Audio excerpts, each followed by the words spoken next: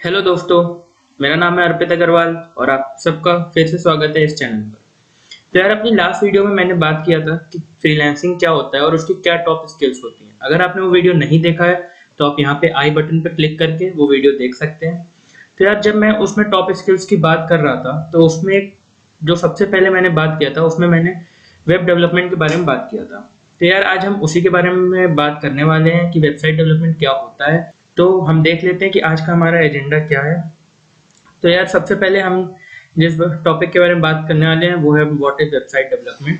फिर उसके बाद हम टाइप्स ऑफ वेबसाइट डेवलपमेंट के बारे में बताएंगे। फिर languages used in website development, from where to start your career in website development, trends in website development. तो यार आज हम इन सारी चीज़ों के बारे में करेंगे। तो सबसे पहले शुरू करते हैं व्हाट इज वेबसाइट डेवलपमेंट। तो web development broadly refers to the task associated with developing websites for hosting via intranet or internet. The web development process includes web design, web content development, client side, server side, scripting and network security configuration among other tasks. तो यार basically से web development का मतलब होता है सीधा सीधा website develop करना। अब उसके अंदर कई सारे प्रोसेसेस आते हैं, लाइक वेब पेजेस को डिजाइन करना, बैक एंड का काम संभालना, डेटाबेस कनेक्ट करना, वेबसाइट को होस्ट करना, उसका डोमेन नेम देखना, और काफी सारे इसके अंदर काम होते हैं जो अलग अलग लोग करते हैं। तो इसमें बेसिकली दो कंपोनेंट्स होते हैं, एक होता है डिजाइनिंग का पार्ट और दूसरा होता है बैकएंड का काम, जिसमें आप डेटाबेस को कनेक्ट करते हैं या जो डिफरेंट वेब पेजेस जो डिजाइन होते हैं उसको कनेक्ट करते हैं। तो यार जो ये वेब पेजेस होते हैं www that is world wide web पे आप अपलोड करते हैं, और पूरा जो वर्ल्ड वाइड वेब है लिंक से इंटरकनेक्टेड है, लाइक एक वेब पेज दूसरे वेब पेज से इंटरकनेक्टेड है, और कई सारे वेब पेज मिलकर एक वेबसाइट बनाते हैं और कई सारी वेबसाइट मिलकर वर्ल्ड वाइड वेब बनाते हैं। तो जब जैसे कि हमने वेबसाइट डेवलपमेंट जान लिया क्या होते हैं, तो हम अब बात करेंगे कि कौन कौन से टाइप के वेबसाइट डेवलपमेंट होते हैं। तो जो पहला टाइप है उसका नाम है फ्रंट एंड डेवलपमेंट, दूसरा टाइप है बैक एंड डेवलपमेंट और तीसरा टाइप है फुल स्टैक डेवलपमेंट। तो यार हम जानते हैं कि इन तीनों में क्या क्या डिफरेंस है। तो ये फ्रंट एंड मतलब फ्रंट मतलब आगे जो यूजर को दिखने वाला है। तो फ्रंट एंड में बेसिकली जो होता है डिजाइनिंग का काम होता है, यूआई यूएक्स का जो जितना भी डिजाइनिंग का यूजर इंटरफेस का जितना भी काम है फ्रंट एंड में होता है। फ्रंट एंड में आप वेब पेजेस को डिजाइन करते हैं कैसे और अट्रैक्टिव बना सके वेब पेज, इस पे आप काम करते हैं। फिर आता है बैक एंड। अब बैक एंड में क्या है, बैक एंड में वो काम होते हैं जो पीछे चल रहे होते हैं और यूजर को नहीं दिखाई देते हैं। लाइक यूजर आपकी वेबसाइट पे आया, उसने मान लीजिए आप यूट्यूब पे ही आए, मेरी वीडियो पे क्लिक किया, तो आपको मेरी वीडियो का थंबनेल दिखाई दे रहा है, लाइक करने का ऑप्शन आ रहा है, सब्सक्राइब करने का आ रहा है। और हाँ, अगर आपने सब्सक्राइब नहीं किया हमारा चैनल तो प्लीज उसे कर लें सब्सक्राइब, रेड कलर का बटन होगा, प्लीज उसे दबा दें।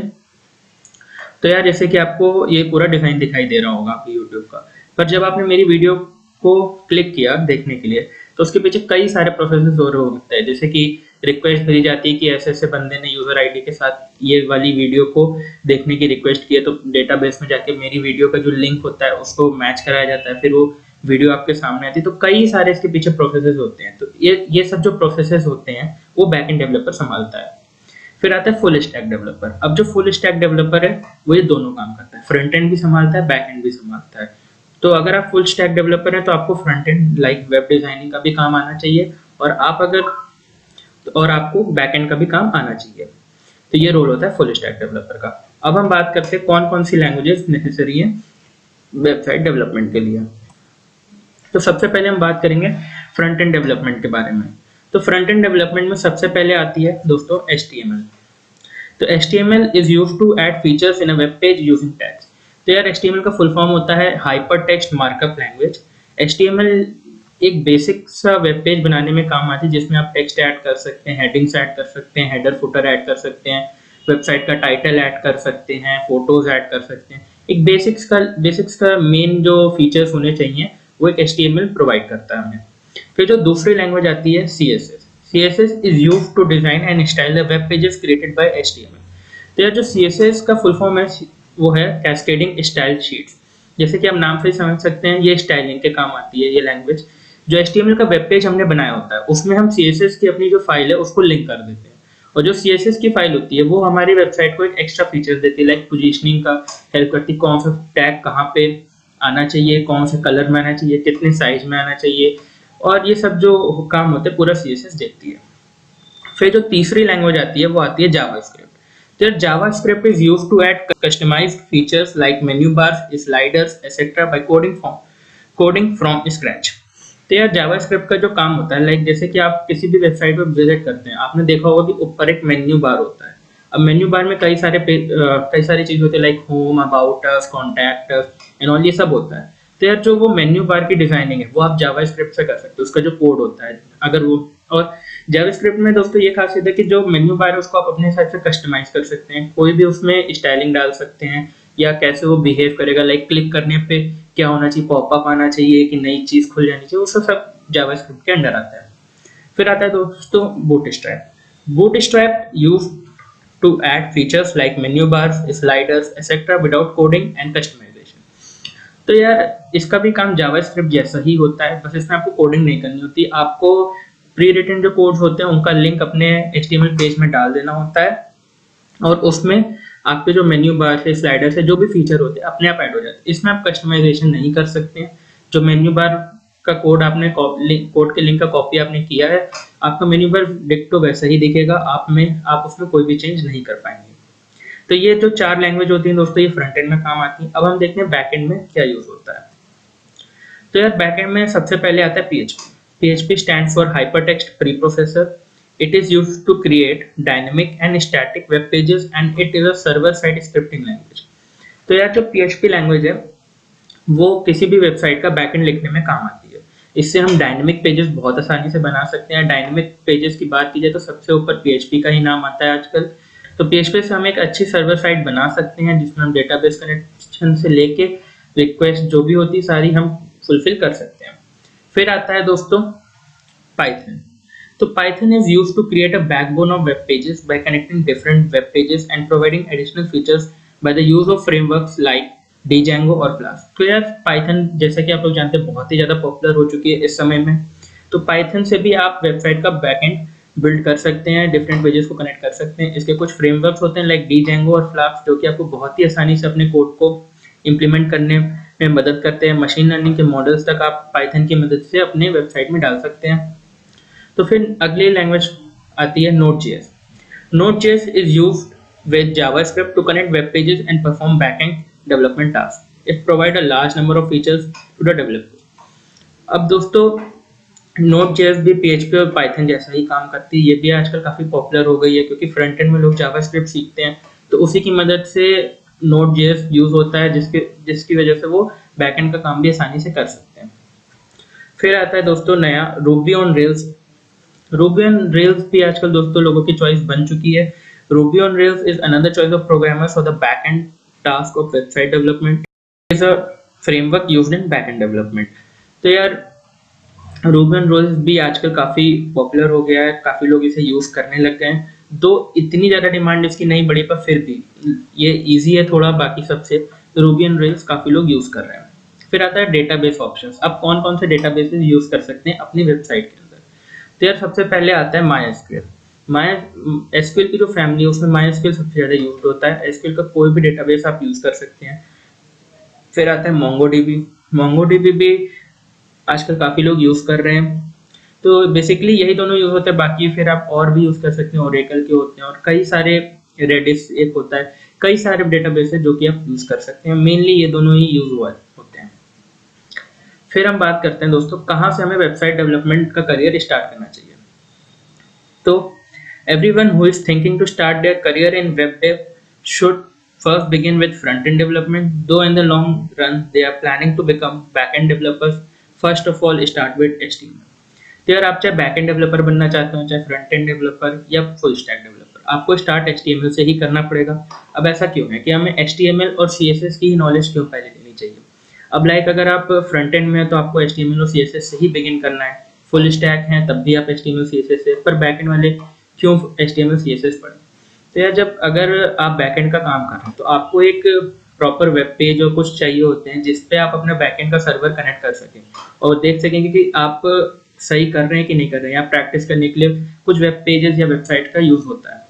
तो यार अगर आप किसी फ्रंट एंड डेवलपर को हायर करेंगे या किसी से हेल्प लेंगे, अगर दोस्तों से हेल्प ले सकते हैं जो आपके दोस्त फ्रंट एंड डेवलपर्स हैं तो काफी अच्छा है। पर लेकिन अगर आपको खुद को HTML CSS की नॉलेज है तो अपने छोटे मोटे पेज खुद डिजाइन कर सकते हैं और फिर उस पर बैकएंड का काम कर करके आप सीख सकते हैं खुद ही।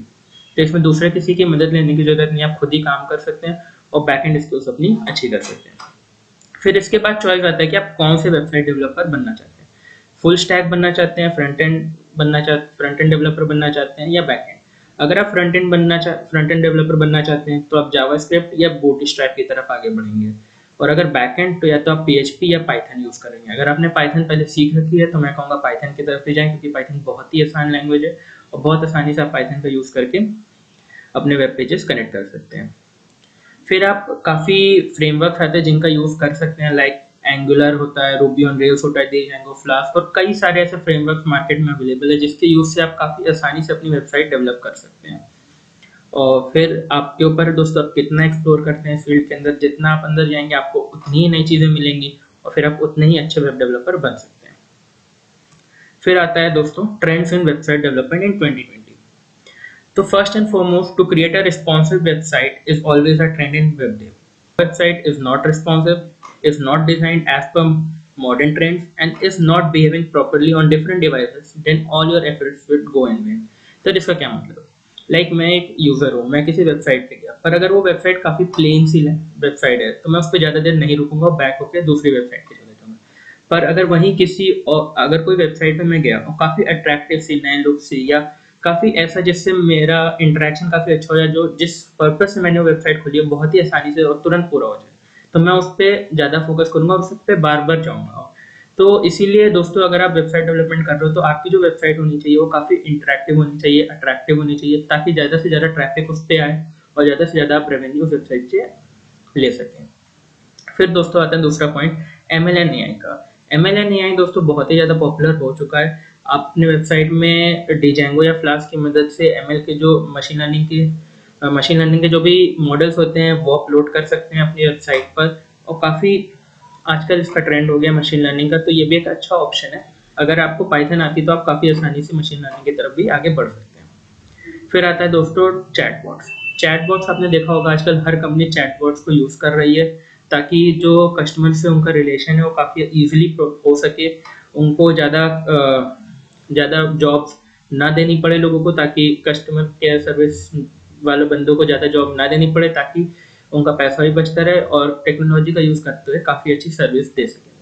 फिर दोस्तों आता है वॉइस सर्च भी आपने देखा होगा, काफ़ी सारी वेबसाइट पे वॉइस सर्च का ऑप्शन मिलता है, वो भी आजकल काफ़ी ट्रेंड में है। मशीन लर्निंग और काफ़ी वॉइस सर्च की लाइब्रेरीज का यूज़ करके आप वो भी अपनी वेबसाइट में इंटीग्रेट कर सकते हैं। फिर आता है दोस्तों साइबर सिक्योरिटी दोस्तों देखो एक अलग ट्रैक हो जाता है वेबसाइट डेवलपमेंट से। आपने देखा होगा काफ़ी सारे वेबसाइट पे फ्रॉड होते हैं, लाइक बैंक फ्रॉड हो जाते हैं या डेटा लीक हो जाता है। तो दोस्तों इन सबसे बचने के लिए साइबर सिक्योरिटी वाले लोगों का यूज़ होता है। तो इस जो साइबर सिक्योरिटी के फील्ड के लोग होते हैं वो आपकी वेबसाइट में लाइक कनेक्शंस देखते हैं कि कैसे एक अच्छा वर्क फ्लो बन रहा है, दोनों जो वेब पेजेस कनेक्टेड है उनके बीच में कोई एक लूप होल्स तो नहीं है। ये सब जो चेक करते हैं वो साइबर सिक्योरिटी वाले लोग जो होते हैं वो चेक करते हैं, और इनकी डिमांड आजकल बढ़ती जा रही है, क्योंकि जैसे जैसे टेक्नोलॉजी बढ़ रही है सबको पैसे कमाने का लग रहा है, और इस चक्कर में काफ़ी लोग फ्रॉड कर रहे हैं। तो साइबर सिक्योरिटी वाले लोग ज़्यादा से ज़्यादा लोग हायर कर रहे हैं। तो ये भी एक अच्छी ब्रांच है, अगर आपका इसमें कोई मन लगता है या टैलेंट है तो आप इसकी तरफ भी आगे बढ़ सकते हैं। बाकी दोस्तों ये आपके ऊपर, आप कितना एक्सप्लोर करें। ट्रेंड्स हर रोज चेंज होते रहते हैं, तो आपको उस हिसाब से अपनी वेबसाइट डेवलप करनी पड़ेगी। बाकी आपको अगर ये वीडियो अच्छी लगी हो तो प्लीज़ इसे लाइक कर दीजिएगा और नीचे अपने व्यूज़ कमेंट सेक्शन में बताइएगा। और अगर आपको किसी और टॉपिक पे वीडियो चाहिए तो वो भी नीचे कमेंट बॉक्स में बता सकते हैं। Thank you.